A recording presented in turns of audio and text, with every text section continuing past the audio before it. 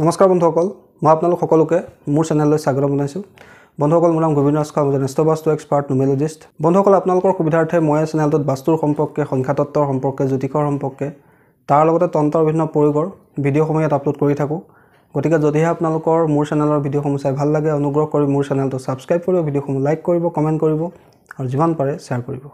বন্ধুসকল, আজি মই আপোনালোকক এনেকুৱা এটা উপায় দিবলৈ আগবাঢ়িছোঁ, যিটো উপায় যদি আপোনালোকে মই কোৱা ধৰণে কৰে, চাব খুব কম দিনৰ ভিতৰতে আপোনাৰ যদি ভাগ্যই আপোনাক ছাপোৰ্ট নকৰে, সময়ত আপোনাৰ কামবিলাক হৈ নুঠে, এটাৰ পিছত এটা আপোনাৰ সমস্যা হৈ থাকে, পেটৰ খুব আপোনাৰ সমস্যা হয়, আপোনাৰ স্বাস্থ্য ভালে নাথাকে বা আপোনালোকৰ সৰু সুৰা অঘটন ঘটিয়ে থাকে আপোনাৰ লগত, এই সকলোবিলাক সমস্যা আপোনাৰ জীৱনৰ পৰা একেবাৰে আঁতৰি যাব।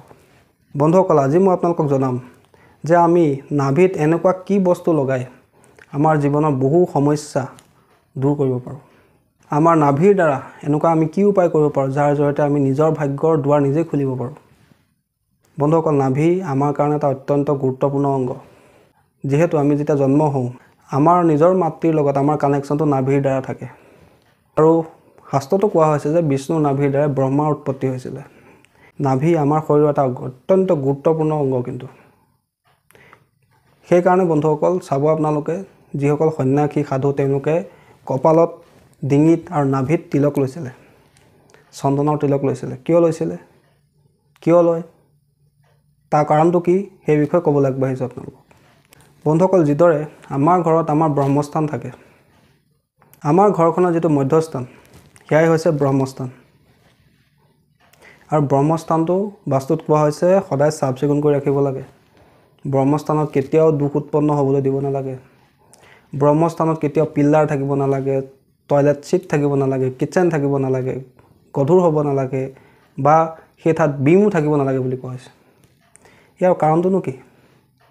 বন্ধুসকল, আমাৰ ঘৰখনৰ নাভিস্থানটো হৈছে ব্ৰহ্মস্থান, ঠিক তেনেকৈ আমাৰ শৰীৰৰ ব্ৰহ্মস্থানটো হৈছে নাভিস্থান।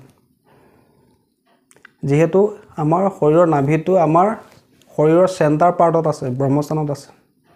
আৰু এই চেণ্টাৰ পাৰ্টটো কোনে গভাৰ্ণ কৰে, কোনে ৰুল কৰে? কেতুৱে কৰে। গতিকে সেইকাৰণে বাস্তুত কোৱা হৈছে যে ঘৰৰ ব্ৰহ্মস্থানটো কেতুৰ গ্ৰহৰ অংশ। কেতু কি হয়? কেতু হয় আমাৰ মুখ্যৰ কাৰক, আমাৰ ইনটিউশ্যন হয়, স্পিৰিচুৱেলিটিৰ কাৰক, ধৰ্মৰ কাৰক। কেতু হৈছে আমাৰ ভাগ্যৰ কাৰক। ভাগ্যৰ ছাপোৰ্ট কেতুৱেহে প্ৰদান কৰে, গুৰুৰ জৰিয়তে। ভাগ্যৰ ছাপোৰ্ট যদি আমি লাভ কৰিব লাগে, তেন্তে আমি ডাইৰেক্ট বৃহস্পতিৰ পৰা ভাগ্যৰ ছাপোৰ্ট নাপাওঁ। কেতুৰ দ্বাৰাহে বৃহস্পতিৰ জৰিয়তে আমি ভাগ্যৰ ছাপোৰ্ট লাভ কৰোঁ।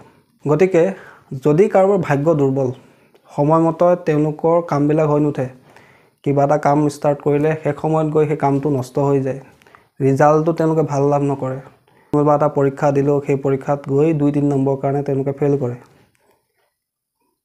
ভাগ্যৰ ছাপোৰ্ট তেওঁলোকে নাপায়। যিসকলৰ পেটৰ খুব সমস্যা হয়, কনষ্টিপেশ্যন হয়, গেছ হয়, এচিডিটি হয়, লিভাৰৰ সমস্যা হয়, যিসকলৰ সন্তান লাভৰ সমস্যা হয়, সন্তানো কেতু কিন্তু, মহিলাসকলৰ ক্ষেত্ৰত যিসকলৰ গৰ্ভধাৰণৰ সমস্যা হয়, গৰ্ভধাৰণ নহয়, তেওঁলোকেও এই উপায়টো কৰিব লাগে। বন্ধুসকল, এতিয়া আমি কি এনে উপায় কৰিব পাৰোঁ, যাৰ জৰিয়তে আমি আমাৰ নিজৰ ভাগ্য উদয় কৰাব পাৰোঁ, ভাগ্যৰ ছাপোৰ্ট আমি লাভ কৰিব পাৰোঁ, পেটৰ সমস্যাৰ পৰা মুক্তি লাভ কৰিব পাৰোঁ, গৰ্ভধাৰণৰ ক্ষেত্ৰত হোৱা সমস্যাও আমাৰ যাতে দূৰ হয়, তাৰ কাৰণে আমি কি কৰিব পাৰোঁ? বন্ধুসকল, তাৰ কাৰণে আমি নাভিত সদায় তেল লগাব লাগে। অৰ্থাৎ ৰাতিপুৱাই আমি গা পা ধুই আমাৰ নাভিত তেল লগাব লাগে। এতিয়া কি তেল লগাব লাগে? বন্ধুসকল, সদায় নাভিত আপোনালোকে বাদামৰ তেল লগাব লাগে। বাদামৰ পৰা যি আলমণ্ড অইল বনোৱা হয়, সেই তেল আপুনি সদায় নিজৰ নাভিত লগাব লাগে, যাতে এই ব্ৰহ্মস্থানটো সদায় চাফ চিকুণ হৈ থাকে। ব্ৰহ্মস্থানটো যিহেতু নাভিতটো আমি বেলেগ ধৰণৰ বস্তু লগাব নোৱাৰোঁ। নাভিটো চাফ চিকুণ কৰিবৰ কাৰণে, পেটৰ লগত ট্ৰাবুল দূৰ কৰিবৰ কাৰণে আমি নাভিত সদায় বাদামৰ তেল লগাব লাগে, যাতে আমাৰ ব্ৰহ্মস্থানটো, আমাৰ শৰীৰৰ যিটো ব্ৰহ্মস্থান, সেই স্থানটো সদায় ক্লিন হৈ থাকে, লেতেৰা নহয়। তাৰ লগতে আমি এই স্থানটোত চন্দনৰ বা কেশৰৰ তিলক লগাব লাগে। কেশৰ আপোনালোকে নিশ্চয় চিনি পায়। সেই কেশৰ বা চন্দন, যদি আপুনি কেশৰ পায় তেন্তে ভাল, তাক ভালকৈ পতাত পিচি তাৰ পৰা তিলক অনামিকা আঙুলিৰে নিজৰ নাভিত লগাব লাগে আৰু প্ৰত্যেক দিনেই ল'ব লাগে। যদি আপোনালোকৰ কেশৰ বিচাৰি নাপায় তেন্তে আপোনালোকে বগা চন্দনো আপোনালোকে নিজৰ নাভিত লগাব পাৰে। এই উপায় কৰিলে কি হয় বন্ধুসকল, আমাৰ যিটো ভাগ্যৰ চাপৰ সেইটো বৃদ্ধি পায়। আমাৰ জন্মকুষ্ঠিৰ নৱম স্থানটো হৈছে আমাৰ নাভি স্থান। এই ভাগ্য স্থানটো ষ্ট্ৰং কোনে কৰিব? গুৰু বৃহস্পতিয়ে কৰিব, নহ'লে কেতুৱে কৰিব। তাৰ কাৰণে আমি কি কৰিব লাগে? কেশৰ বা চন্দনৰ তিলক প্ৰত্যেক দিনে নিজৰ নাভিত লগাব লাগে। বন্ধুসকল, এই উপায়টো এনেকুৱা চমৎকাৰী উপায়, যদি আপোনালোকে ইয়াক কণ্টিনিউ ফ'ল' কৰি যায়, খুব বেছি 1 মাহৰ ভিতৰতে ইয়াৰ ভাল ৰিজাল্ট আপোনালোকে নিজেই অনুভৱ কৰিব। আৰু এইটো একেবাৰে এটা লজিকেল উপায়, 100% এফেক্টিভ উপায়। এই উপায়টো কেতিয়াও ফেইল নহয়। এই উপায়টো এনেধৰণৰ উপায় যি উপায় আপোনাক ভাগ্যৰ ছাপোৰ্ট লাভ কৰাত সহায় কৰিব। পেটৰ লগত জড়িত বিভিন্ন সমস্যা, কনষ্টিপেশ্যন, গেছ, এচিডিটি ইত্যাদিবিলাকৰ পৰা আপোনাৰ সমস্যা যদি আছে তেন্তে সেই সমস্যা দূৰ কৰাত সহায় কৰিব। তাৰ লগতে ভাগ্যৰ ছাপোৰ্ট বৃদ্ধিত সহায় কৰিব। যদি আপোনাৰ সন্তানৰ লগত জড়িত কিবা সমস্যা আছে, গৰ্ভধাৰণৰ ক্ষেত্ৰত কিবা সমস্যা আছে, তেন্তে সেই ক্ষেত্ৰতো আপোনাক সহায় কৰিব। এই উপায়টো কৰিবৰ কাৰণে আপোনাক বিশেষ চিন্তা কৰাৰ কোনো প্ৰয়োজন নাই।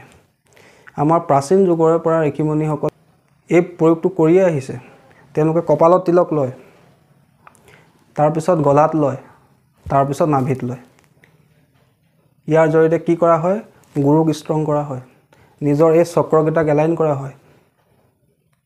যদি আপোনালোকে মই কোৱা ধৰণে প্ৰত্যেক দিনে নিজৰ নাভিত বাদামৰ তেল আৰু নাভিৰ অকণমান ওপৰৰ অংশত চন্দন বা কেশৰ তিলক লয়, নাভিতে লগাই দিব নালাগে, নাভিৰ পৰা অকণমান ওপৰৰ অংশত আপোনালোকে লগালেও হ'ব।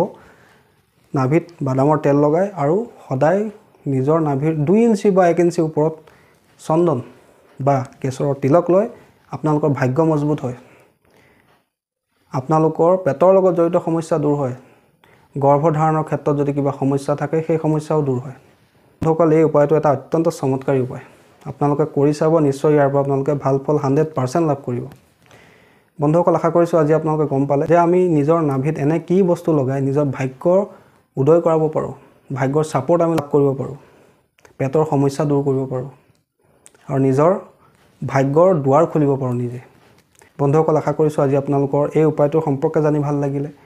আশা কৰিছোঁ আপোনালোকৰ বিষয়টো ভাল লাগিলে। যদি ভাল লাগিলে অনুগ্ৰহ কৰি ভিডিঅ'টো লাইক কৰি দিব, কমেণ্ট কৰিব আৰু মোৰ চেনেলটো ছাবস্ক্ৰাইব কৰিব। ধন্যবাদ।